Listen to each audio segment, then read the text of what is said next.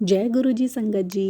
Video को like कीजिए, channel को सब्सक्राइब कीजिए और बेल आइकन को प्रेस कीजिए ताकि आपको लेटेस्ट वीडियो की जानकारी अच्छे से मिल सके। सत्संग सुनने वाले गुरु जी की प्यारी संगत को दिल से प्रणाम और जय गुरु जी। गुरु जी के श्री चरणों में मैं अनगिनत बार कोटि कोटि नमन करती हूँ। संगत जी, आज का ये सत्संग गुरु जी की पुरानी संगत द्वारा साझा किया गया है। मेरी आप सबसे फोल्डेड हैंड्स प्रार्थना है कि आप इसे ध्यान से और अंत तक सुने। यह कोई साधारण सत्संग नहीं, बल्कि अपने आप में गुरु जी का आशीर्वाद है। गुरु जी के इस सत्संग को सुनना बहुत जरूरी है, क्योंकि यह सुनने वाले हर एक पर गुरु जी की अनगिनत ब्लेसिंग्स बरसेंगी। संगत जी, यदि आपके भीतर गुरु जी के प्रति कोई भाव, अनुभव या आभार हो तो कृपया उसे हिंदी में सुंदर लिखावट में लिखकर या फिर अगर आपको ठीक लगे तो रिकॉर्ड करके हमारे साथ साझा करें, क्योंकि आपका अनुभव किसी और के जीवन में भी उजाला कर सकता है। हमारी कॉन्टेक्ट डिटेल्स डिस्क्रिप्शन बॉक्स में दी हुई है। तो आइए संगत जी, हम सब मिलकर अपने मन को शांत करते हुए सत्संग की शुरुआत करें। संगत जी, आज का सत्संग एक आंटी का है जो अपना नाम गुप्त रखना चाहती हैं। आंटी कहती हैं, मैं अपना सत्संग शुरू करने से पहले गुरु जी का मंत्र जाप करना चाहूंगी। ओम नमः शिवाय, शिव जी सदा सहाय। ओम नमः शिवाय, गुरु जी सदा सहाय। जय गुरु जी। प्यारी संगत जी, एक बार फिर से मैं गुरु जी के श्री चरणों में बारंबार नमन करती हूँ और गुरु जी की प्यारी संगत को पूरे दिल से जय गुरु जी कहती हूँ। संगत जी, सच मानो तो मैं खुद को बेहद लकी महसूस करती हूँ, क्योंकि आज गुरु जी ने मुझे इस पावन सत्संग के लिए चुना। यह उनका ही बड़ा करम है कि मुझे अपनी जर्नी आप सभी प्यारी संगत के साथ बांटने का मौका मिला। मैं गुरु जी का तहे दिल से शुक्राना करती हूँ। मैं आपसे वादा करती हूँ, जो भी मैं कहूंगी वह सब उनकी ही इच्छा से होगा। मैं उम्मीद करती हूँ कि गुरु जी की कृपा मेरे शब्दों के माध्यम से आप तक पहुंच जाए। गुरु जी के लिए मेरे दिल में जो भाव है वो मैं इन पंक्तियों में प्रकट करना चाहती हूँ। गुरुर् ब्रह्मा गुरुर्विष्णु गुरुर्देवो महेश्वरा गुरुर साक्षात परब्रह्मा तस्मै श्री गुरुवे नमः। गुरु जी हमेशा हमें यही सिखाते थे कि जो बोलता है उसका भी भला होता है और जो सुनता है उसका भी भला होता है। उन्होंने कहा था, दोनों तरफ मेरी ब्लेसिंग्स चल रही होती हैं, यह जानना तुम्हारा काम नहीं है, तुम बस अपनी ब्लेसिंग्स लो।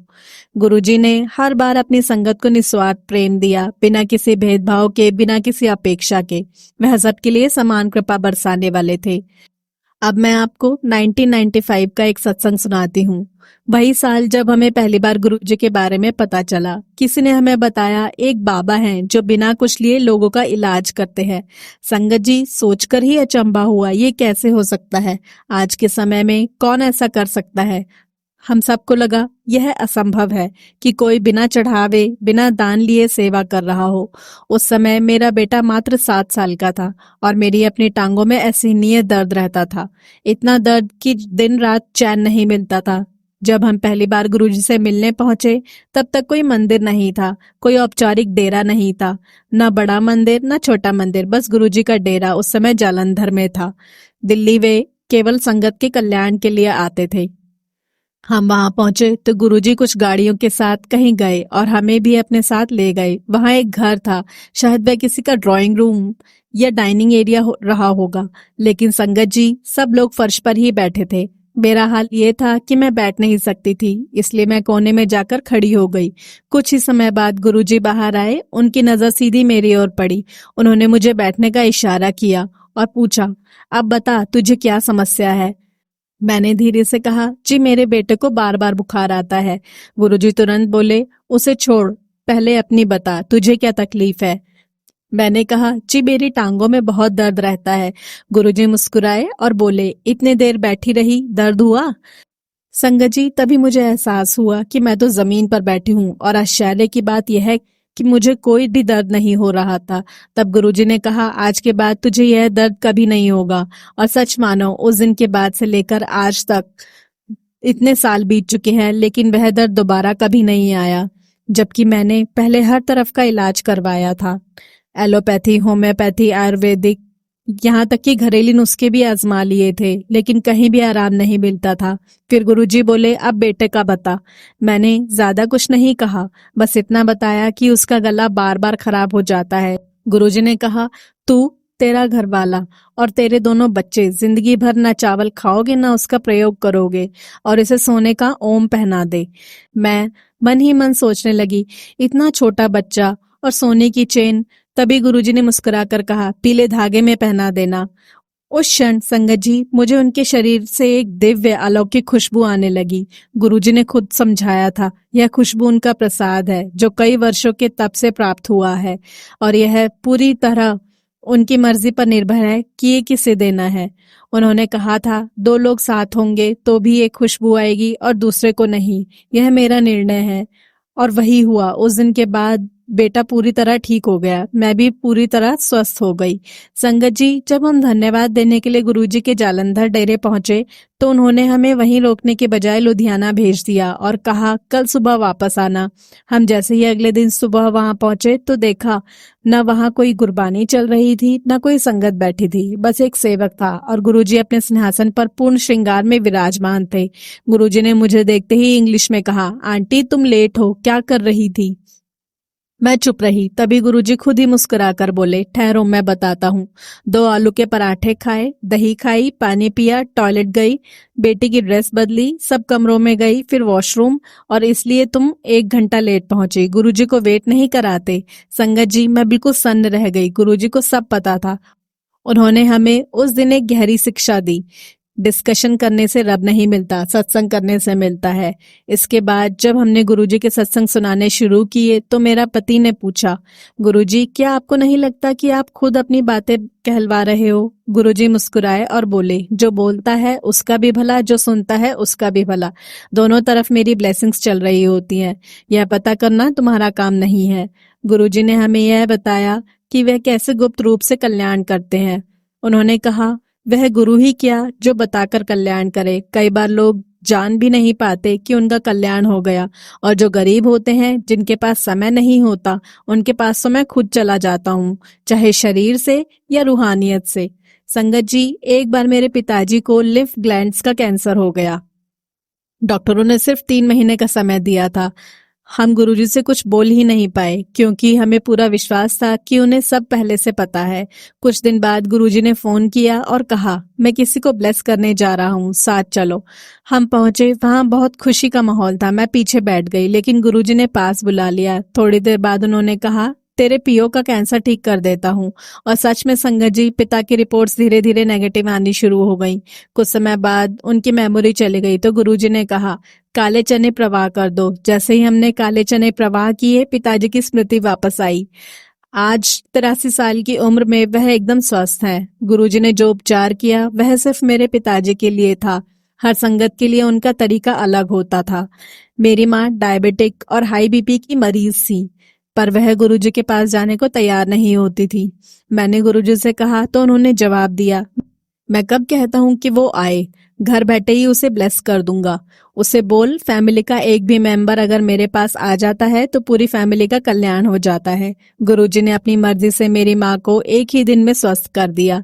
फिर समय आया जब गुरुजी जालंधर से आगे बढ़े। कुछ समय के लिए पंचकुला ठहरे और फिर चंडीगढ़ के लिए आगे बढ़े।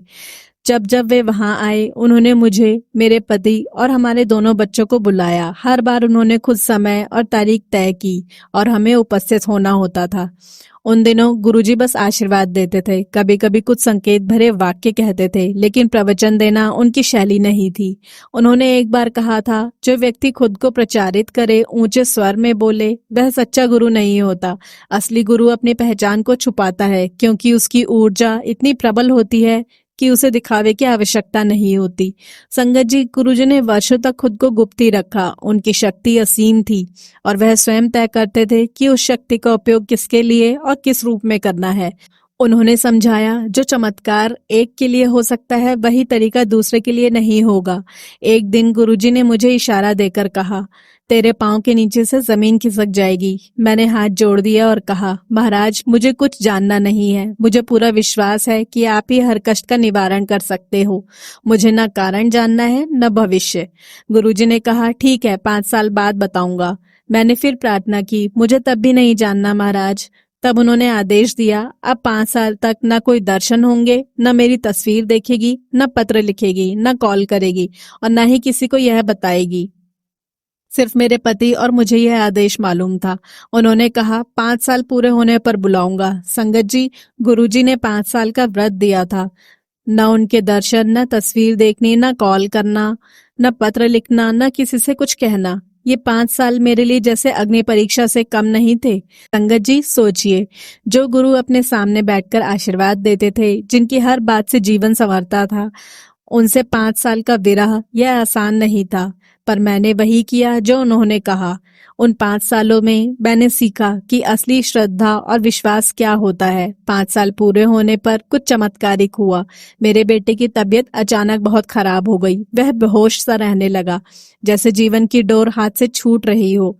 डॉक्टर भी हैरान थे। उस समय मुझे गुरुजी का दिया हुआ आदेश याद आया।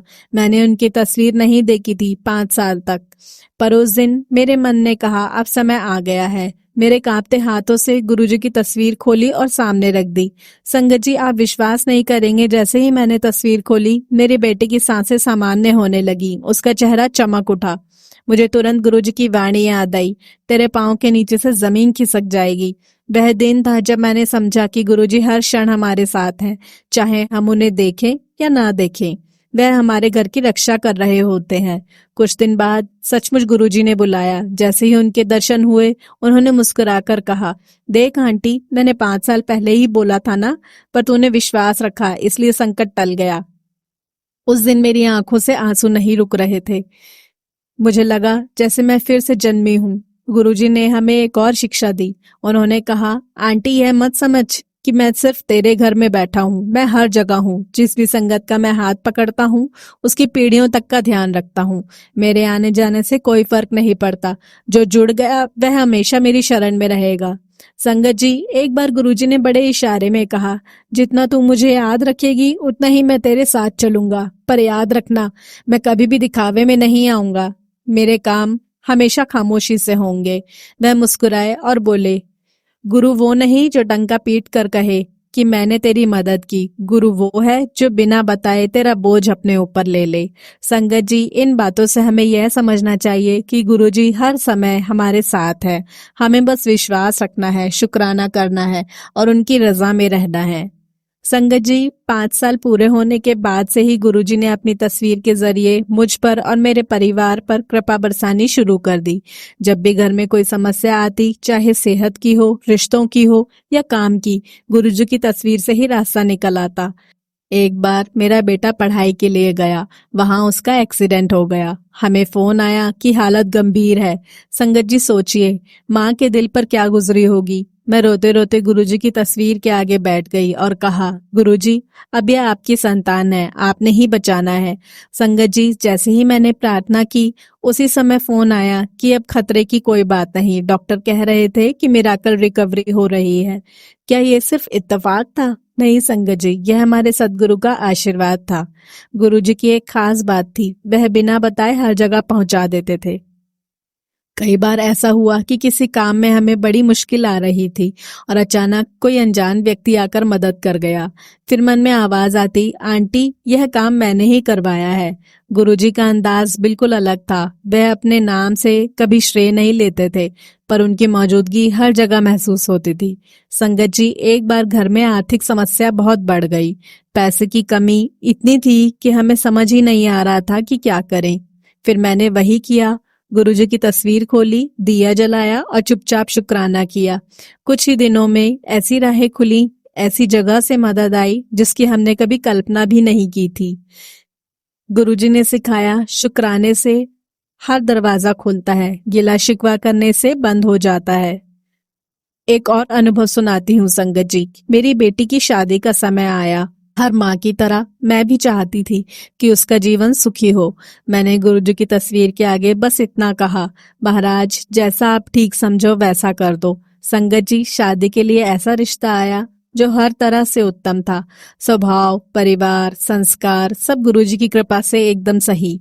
आज मेरी बेटी अपने घर में बहुत खुश है और मैं जानती हूँ कि यह सब मेरे बस का नहीं था। यह सब गुरुजी का ही किया हुआ है। गुरुजी ने हमें बार बार समझाया, मेरे लिए दूरी मायने नहीं रखती, चाहे तुम मेरे दरबार में आओ या घर बैठ के तस्वीर के आगे झुको, मैं वही हूँ। फर्क सिर्फ तुम्हारे विश्वास का है। अगर विश्वास पक्का है तो मैं हर पल साथ हूँ। संगत जी, यह सच है कि गुरुजी अपने शरीर से तो सबको बहुत कम मिले, लेकिन उनकी तस्वीर, उनका स्वरूप, उनकी महक और उनकी ऊर्जा हर घर में विराजमान है। वह आज भी वैसे ही आशीर्वाद देते हैं जैसे पहले दिया करते थे। संगत जी, जैसे जैसे समय बीतता गया, गुरुजी की कृपा और भी गहराई से समझ में आने लगी। गुरुजी की सबसे बड़ी शिक्षा यह थी, रब को पाने के लिए कहीं बाहर जाने की जरूरत नहीं, अंदर झांको वही मिलेगा, और उसका रास्ता है शुक्राना। एक बार की बात है, मैं बहुत परेशान थी। घर में सब ठीक होते हुए भी मन में अजीब बेचैनी थी। मैंने गुरुजी से कहा, महाराज, मुझे समझ नहीं आता कि यह मन इतना परेशान क्यों रहता है। सब ठीक है फिर भी चैन नहीं मिलता। गुरुजी ने इशारे में समझाया, आंटी, मन हमेशा दौड़ता रहेगा, यह उसकी फितरत है, पर जब तुम मुझे याद करेगी, मन को काम मिलेगा और वह शांत होगा। याद रखना, मन को रोकना नहीं है, उसे सही दिशा देनी है। उनकी यह बात मेरे दिल में उतर गई। सच में, जब भी मैं गुरुजी का ध्यान करती, मन अपने आप ठहर जाता।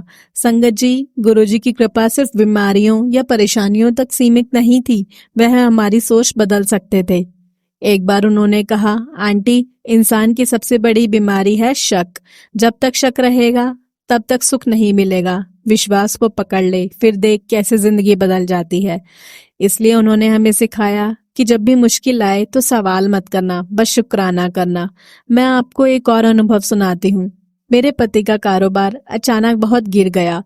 दिन रात टेंशन बनी रहती थी। मैंने गुरुजी की तस्वीर के आगे बैठकर कहा, गुरुजी, अब यह आपका कारोबार है, इसमें लाभ हानि भी आपकी है। संगत जी, धीरे धीरे कारोबार फिर से उठने लगा, और सबसे बड़ी बात, मेरे पति की सोच बदल गई। जहां पहले वह टेंशन में रहते थे, अब हर स्थिति में शुक्राना करने लगे। गुरुजी ने साबित कर दिया कि असली बरकत केवल पैसों में नहीं, बल्कि संतोष और शांति में है। गुरुजी ने हमें जीवन की एक और गहरी शिक्षा दी। आंटी, जब जब तू यह सोचेगी कि यह मेरा है, यह मेरी मेहनत है, यह मेरा अधिकार है, तभी दुख होगा। जब तू मान लेगी कि सब मेरा दिया हुआ है और सब उसी का है, तभी सच्चा सुख मिलेगा। संगत जी, कभी कभी मैं सोचती हूँ कि गुरुजी ने हमें अपनी तरफ से कितना कम कहा, पर हर शब्द में पूरा ब्रह्मांड छुपा था। उनकी बातें छोटी लगती थी, पर जब जीवन में लागू करती थी तो उनका असर जीवन भर का होता था। संगत जी, एक मेरे बेटे का भी सत्संग है जो मैं साझा करना चाहूंगी।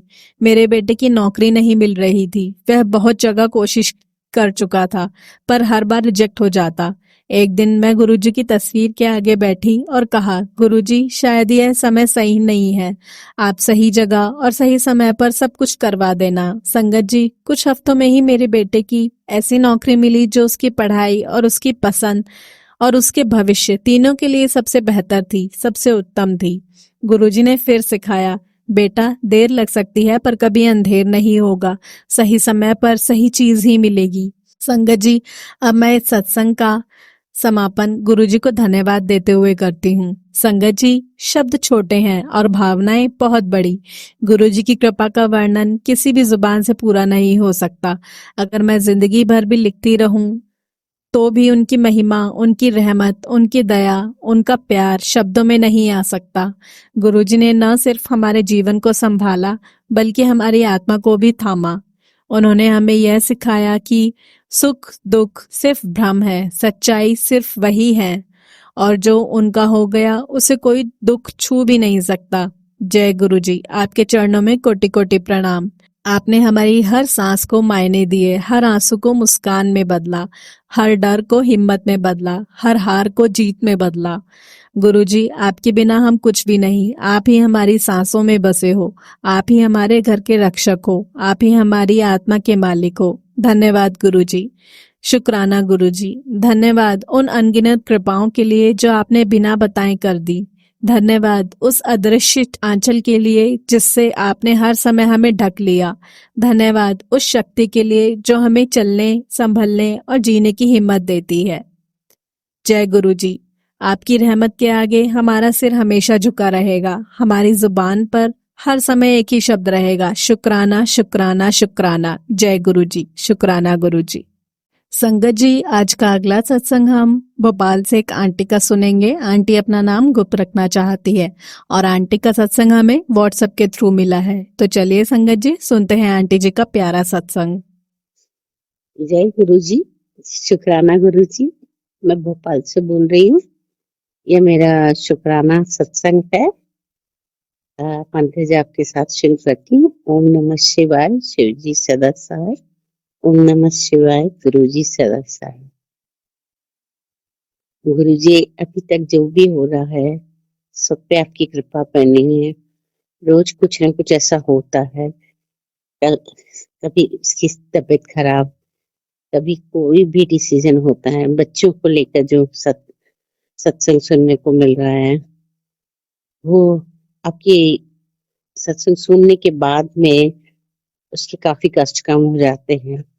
और ये ध्यान से सोचती हूँ तो कब से आप हमें उनको सहारा दे रहे हैं। हर चीज के ऊपर आपका आशीर्वाद हमारे साथ रहता है। अभी मेरे हस्बैंड की है थोड़ी तबीयत खराब हो गई थी, तो वो सब कुछ ठीक आया है। बच्ची मेरी आई थी, बड़ी परेशान थी, वो भी काफी खुश है, उसके भी काम हो रहे हैं। बड़ी बेटी का यूएस में थोड़ी सी जॉब को लेके पासपोर्ट लेके जो भी परेशानी थी वो सब धीरे धीरे गुरु जी आप ठीक कर रहे हैं। और बिजनेस में भी मेरे को थोड़ा सा हिम्मत आ गई है। इन सब के लिए मैं आपको शुक्राना अदा करना चाहती हूँ।